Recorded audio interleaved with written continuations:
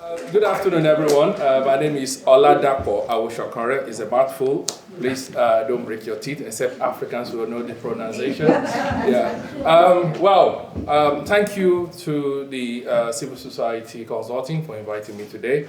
With all the speakers before me, sincerely, I don't know where to start. But I would just have to say something.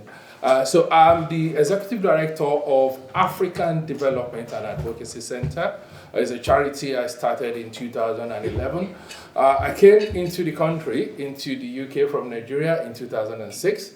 I was an economic migrant. Back in Nigeria, I was the head of campaign for Civil Liberties Organization and Human Rights Group. We are one of the people that were fighting the military to leave the country then so that democracy can come in.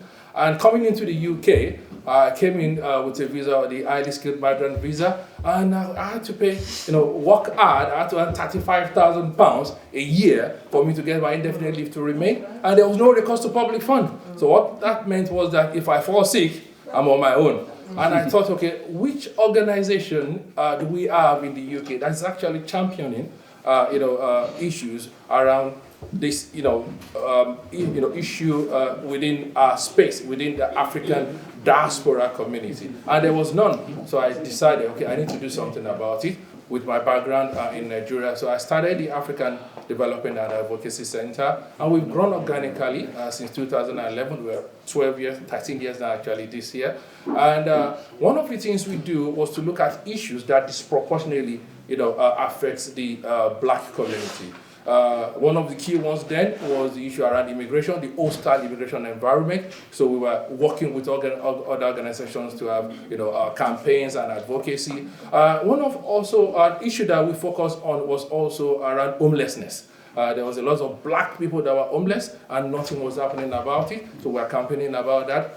One other issue was the lack of culturally appropriate health services, okay? We had people that had mental health issues within our community, and we didn't have therapists that actually understand the background to some of these issues that affect us, okay? And it was not fit for purpose, so we started campaigning on that. Over time, we realized that it wasn't easy for us to deal with all issues, because there's a lot of issues affecting ethnic minority. And we then decided that we need to start training people, because we realized within our community, oftentimes we are reactionaries. When things happen, we react to it, and after a while, it dies down.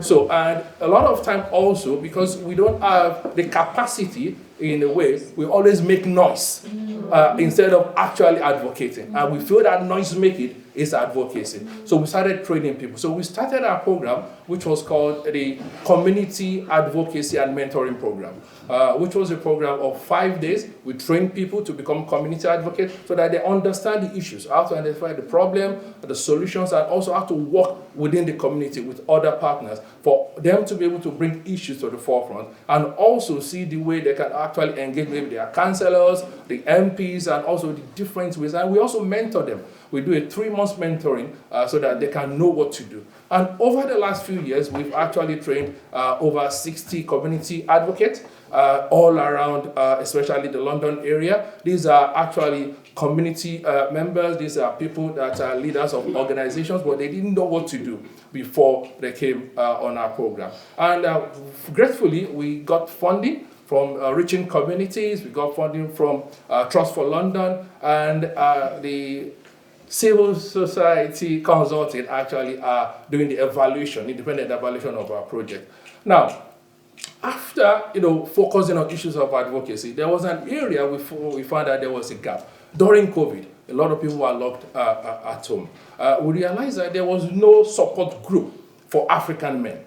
So we started the African Men Safe Space, which was a group of we started with 6 men. We met online every 2 weeks on Zoom during COVID to just talk about anything and everything. Because there was so much support, the different support group for other ethnicities. But for African men, we don't talk. We keep everything to ourselves because we believe we are macho, we are masculine, we don't discuss our issues. So we started talking about different issues amongst ourselves. We grew since November 2020. Now we are around 48 men, and we meet now every month to discuss about different issues.